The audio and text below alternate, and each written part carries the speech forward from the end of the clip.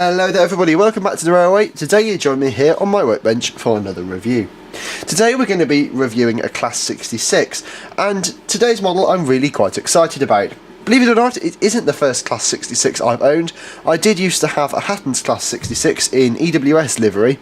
However, I had so many issues with it, in 2021 I decided I would return it. With the money I bought the Hornby Class 60. However, I just felt that something was lacking from my diesel fleet, as Class 66s are such an essential part of modern rail freight operations. So I've been on the hunt for a Class 66 at a reasonable price, and I found this one at Hatton's. This is a Bachmann branch line Class 66 in the DB livery, as you can see. This was pre-owned, I should say. It cost me £98 from Hatton's, so fantastic service from the guys over there. I should also add, I haven't had this out of the box yet, so I haven't had this out of the box yet, so I haven't really seen what it's like, but it does look quite good. I've heard really good things about the Bachmann Class 66s, so yeah, they should be a suitable alternative to my Hatton's one. So without any further ado, let's get it out. So before I get it out, I just thought I'd show you the end of the box. This is 32734, ignore that last bit on the end there because that's just from Hatton's. It's a Bachmann branch line. It doesn't say what it is there, but it is 66152 in the DB Schenker livery. So, let's get this out. You see it's just in standard Bachmann packaging, which is nice. It's a lot of people have criticised Bachmann for this, but I can't blame them, to be honest. It's nice, compact, it doesn't take up too much space, like your scale, but it does do the job nicely as well. So, I should also say I have seen through the front that there is a ladder loose in the box. It's not a problem, I will be gluing that back on. Either way, let's get this blister pack out and see what's like. Oh god, it's all falling out on me. Right, so there is the Class 66. Move the box. So let's have a look at this mound of paperwork. We've got a piece of info about the Collectors Club. Don't need that, so that can go down there back in the box. We've got more paperwork here, and then you can shake a stick at. Right, first one, we've got an exploded diagram, as you can see, so there's plenty of parts there. Like, look at this, we've got a nice big beefy motor with 2 in flywheels in the centre. So we've got that there. What's the other piece of paper saying? Oh, that's just a consumer guarantee, which I don't need. So, put those out of sight and let's get this out. So, after the tripod dies, we'll get you out then, I think. We'll get this out. So, oh, there's the ladder that I mentioned before. As you can see, that has fallen off. Not great, but I'm going to blame that on the previous owner as opposed to Hatton's or Bachmann. So I will just glue that back on with the dab of glue in a little bit. Remove the sleeve. We do have a detail pack in the top corner, so I'm going to show you that. Which, as you can see there, is quite small, quite compact, but there is a lot in there. We've got the air dams for the front. We've got tension knot coupling and some buffer beam pipes, so that's quite nice. I will just pop that back on there for now though. We will get this out. You can see it is just in a blister pack and a block of ice, and you can see straight away that the finish on that looks really quite nice. It looks quite metallic, quite real, and it does look very, very vibrant in the DB red, and very rarely do you see them looking so vibrant, so it would look good with a bit of weathering, I think, but we'll get this out for now. And crikey, that is quite heavy, I have to say. I had a Hatton's one and that was just almost excessively heavy, and I wasn't expecting this to be anywhere near as heavy, but it is. It's still remarkably heavy given its size, and there it is, as you can see, looking absolutely superb in the DB red. It's quite a heavy model, as I said. There's a lot of plastic to it as well, as opposed to die cast, but that's kind of what you expect from a Bachmann model. It's very, very nice looking at this straight away. First impressions, as I said, very, very good.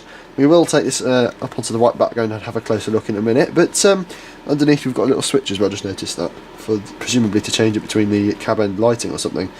But yeah, first impressions are very, very good. So, we'll get this up onto the white background and take a closer look. So here we are up on the white background then, the Bachmann Class 66.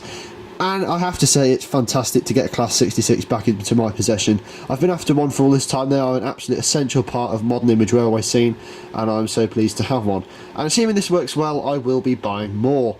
However, let's not get ahead of ourselves and let's crack on with the detail section, which on this model is absolutely fantastic. It's not as good as some models that we've seen from the likes of Akira Scale or Hornby, however it's by no means a bad model. Let's go over some highlights. So we're going to start here at the cab ends then. As you can see, we've got this nice white separately fitted handrail. This is made from plastic and it is quite flimsy, however I'd rather it be flimsy and not break than if it were brittle and would. We've also got separately fitted windscreen wipers at the top here. These are black, they're nice and flush with the windscreen and they look quite good in my opinion. What we have here on the windscreen, as you can see, is a little bit of red printing. I'm guessing that this is some kind of bar of reinforcement or something. Those look quite nice, they're very, very crisply done and there's not too much paint bleed. On top of the model we have the horn grille covers. I'm going to say that these are etched, I probably got it wrong there, but they do look fantastic whether they are etched or not. On the bottom part of the model, as you can see at the front ends, we do have some separately painted details, such as this sort of auxiliary cover on the nose end. Above that we've got a tampo print of the DB logo, which is nice and crisp and completely legible. Further down the model, as you can see, we do have sprung buffers. These are just made from plastic, but as I said, they are sprung, and nicely so too. There's not too much tension there, and they're not too weak either. We've got an end pocket which is fixed to the bogie. As you can see here, this should provide absolutely no fuss at all. Above the buffers, we do unfortunately have quite a noticeable seam line where the body and the chassis join. This could have been avoided, however, given the circumstances, it doesn't look too bad. The light clusters there, these are separately painted, however they do have the marker lights which are just painted on as opposed to an actual LED. This would have looked quite good, and for the full RRP of around about £150, I would have expected them to be LEDs too. The fact they're not just sort of brings the quality level down, however for the price I paid, £98 pre-owned, it's not too bad in my opinion.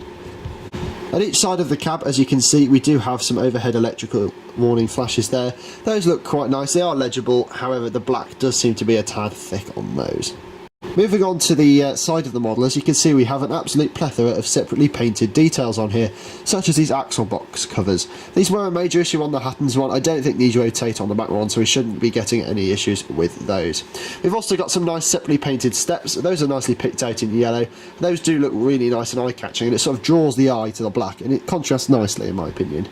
On the body side, as you can see, we've got some body side access doors. These have got a fair bit of definition to them, they look quite nice and crisp, and all in all, they do look very, very good. Next to them, we've got the overhead warning flash, and what I assume are etched grills on the body side. Those look fantastic, even though there isn't quite the level of detail that the Hattons one had behind them. We do have moulded details around the door, I'm afraid. It would have been nice if those were separately fitted, however, as I said, for the price it isn't too bad, and considering this is tooled in 2007, this must have been absolutely groundbreaking when it was first launched. Furthermore, we do have tampo printed details here. This looks like the information of the class and the loco. Above that we also have an electrification warning flash. These are, I can't really zoom in on, I'm afraid, due to my camcorder, however, they are legible under magnification. Inside the cab, I'm afraid I can't really zoom in much more. We do have fully fitted and fully picked out cab interior. This looks absolutely fantastic, and especially at the other end we do have a cab member in there as well, which looks fantastic. Moving down the body, as you can see, we do have this grey stripe along the bottom. This does look very, very crisp all along the model and is of even thickness throughout. In the middle here, as you can see, we do have the DB Shunker logo. This is nicely printed, very, very crisp, and the way it's sort of gone on to the lines of the body side looks very, very convincing. I'm very pleased with that. On the underframe, as you can see, we do have a fuel tank. This has got a couple of nicely picked out details, such as the fuel filler cap here and these warning labels on the body side. Down here as well we have what I assume is the battery box. Again, this has got nice little picked out details on it. At this end of the cab, as you can see, we do have the 66152 print on the side of the body there. That's nice and crisp, and as with all of the tampo prints on the model, hasn't been smudged slightly. This end is where the bogie steps are missing from. I haven't glued those back yet, so you can see what it looks like without them. I will do that after the review. Staring directly into the face of the machine at the other end, you can see the aforementioned printed warning lights there. Those don't look very convincing, I must say, especially if it's running in reverse. Inside, you can't see him very well, but we do have a crew member. This is a nice addition, especially since Bachmann don't tend to do this kind of thing anymore. Also has the sprung ruffers, as you can see. These again have got a very nice level of tension in them. Something else that has caught my eye though, as I've fitted this tension lock coupling to allow it to run on my railway, is we do have a Buckeye coupling that's sort of swung out the way. It might be worth removing this if you're going to fit this, because it does foul at the top of the coupling. I'll see how it falls without it, but I don't think it'll perform very well. I think I will need to remove that. So just a quick look up on the roof then before I get it up onto the layout. As you can see, this exhaust silencer is nicely picked out in the brown. That stands out really well against the grey roof, and to be honest, I think it looks absolutely fantastic. Furthermore, at the other cab end, we do have what appears to be an etched grille over the top of the detail. Under there, as you can see, we do have some separately picked out white detail. This looks absolutely fantastic and very, very convincing. So the Bachmann Class 66 then. In terms of detail, it's not the most sophisticated. I have seen better from the likes of Hornby and Akira Scale, and even Bachmann before. But given when this was released, I cannot say it's awful. So let's get up onto the layout and see how it performs. So here she is then, the Bachmann Class 66 up on the layout, and we'll get on to performance in just a minute. I just want to have a few words about the mechanism. I do understand this has a 5-pole motor with twin brass flywheels, which is an absolutely fantastic choice, you can't really fault them. And I also understand that this one has all-wheel pickup via wiper pickups and bearings on the wheel set, so that is good. It's also got all-wheel drive, which is obviously a standard for modern diesels now. Anyway, now I've had a few words about the performance, now we've had a few words about the mechanism, I'm going to get the performance testing out of the way. So, I should add, I haven't run this in at all. It is pre-owned, so I'm going to assume the other owner has run it in.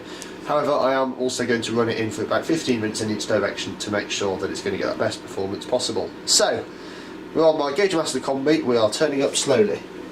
Oh, we're off the track. Let me just quickly correct that. Now we're turning up slowly. 20%. We've got lights have illuminated at this end. Have they illuminated at the other end? Yes. We're moving slowly forward. I feel like we might be. Oh, I'm knocking the camera. Turning up. Oh, we're off. As you can see, that's running nicely. Oh, we've also got cab lights. That's a nice feature. I wasn't expecting that. That's running very nicely, I have to say. Very smooth. Not too loud either. Very nice. Nice flywheel effect as well if we put it out. So it's at 60%, cut the power, and it glides to a halt, which is very nice. What's the call like then? Straight out of the box. Turning up slowly. We are moving. We're going about there. That is crawling. It's quite coggy. It's not particularly smooth. But we are crawling, oh we are still crawling, very very slowly. Don't even know if it will come out on camera, so that is quite impressive, I have to say. That is incredibly impressive in fact. So, what's it like in the other direction? Again, turning up slowly. There you go, that's crawling. That is just impressive. I have to say, that is fantastic. As I said before, we do have cab lights, which is a nice feature. You don't see that on very many diesels. Well, you do actually, but yeah, that is not bad, I have to say. So I'm going to get this running, and for about 15 minutes in each direction, just to make sure it's warmed up nicely, and then I'll come back to you and we can get it hooked up to some wagons and running around the layout. Alright folks, I am back. Performance, I can't fault it, it's absolutely fantastic. Very very smooth, very very quiet, not even the slightest bit of slowing down around the curves. So all in all, I'm very very impressed. I'm going to see in a minute just what the crawl's like. Now it's had about a little chance to warm up and run in from being stored in a warehouse in Widnes. As you can see, it's still very very smooth. Let's try and get it to do a crawl though. That is crawling. It really doesn't come across on camera, but that is in fact moving. Yeah, fantastic performance. Very very smooth, very very quiet. And obviously the addition of cab lights is fantastic. I genuinely wasn't expecting those, so that is truly fantastic. So as you can see, I've just got a couple of EWS wagons set up. So we're going to test how the coupling works then. So we bring it up closely. Obviously DB did by EWS, so this is technically a realistic train. So stop short and then just couple it up very nicely. That has worked, I can tell straight away. We've got the Dapol Turbo, Bachmann MTA and the Bachmann MPNA. I don't have very many EWS wagons, which I need to invest in really. So take it away, Bachmann Class 66. Let's see what you like around the layout.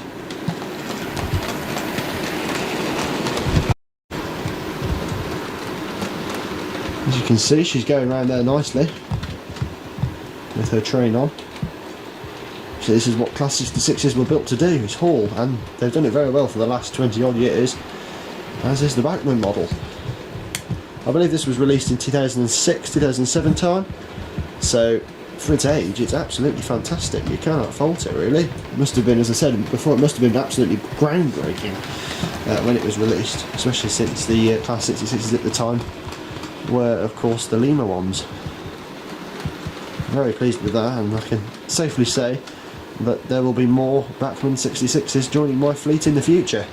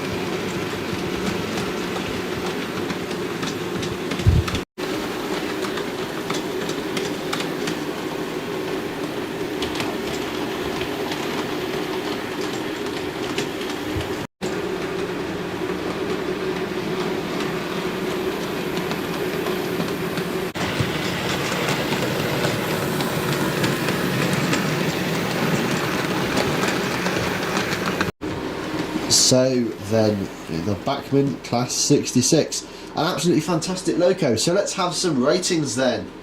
The detail score, I'm going to give it 4 out of 5. It's got loads of separately fitted details. There's some of them are quite flimsy, which is where it loses a mark, and obviously the lights are painted, which some of the lights are, I should say. They do have functioning cool white LEDs in them, and red LEDs at the other end as well. The driver is a nice addition, as well as the fact that it is lit up by a cab light. That is lovely. For performance, I'm going to give this a 5 out of 5. It's very, very smooth. It's an excellent call, and there's no slow down around curves either. There's genuinely nothing I can fault with performance. In terms of mechanism, again, that's 5 out of 5. It's got loads of brass bearings on all of the wheels, which is fantastic. It just reduces the wear on the axles. It's got cab lights and directional lighting, which looks fantastic. And it's all-wheel drive and pickup. There's not much you can fault about this. It is fantastic. It's also got a 5-pole motor with a flywheel, which is really just the market standard now. In terms of quality, it's 4.5 out of 5. It has got the painted lights, which is where it loses that mark, and it is absolutely fantastic. I would say though that the moulded details can look slightly unrealistic from some angles, and that is again where it loses part of that half mark there. In terms of value, 4.5 out of 5. It's as above really. It's fantastic detail, fantastic mechanism, fantastic performance. The only thing that, as I said before, I can fault is really the painted lights and the moulded details.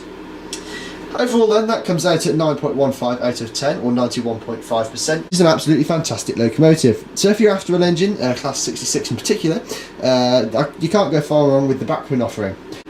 I don't think they offer them new anymore, however you can buy them second hand for about £120. You can still buy some in the retailers around that price brand new, but as I said, Bachmann haven't got any on their website as of recording. Bachmann don't have any on their website.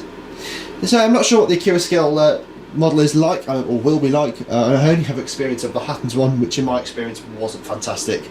So if you're after a Class 66 in the meantime, definitely recommend the Bachmann model. So thank you for watching. As always, if you have enjoyed or found this useful, please don't forget to leave a like, comment down below, share and subscribe, and I'll see you very soon. Until then, bye for now.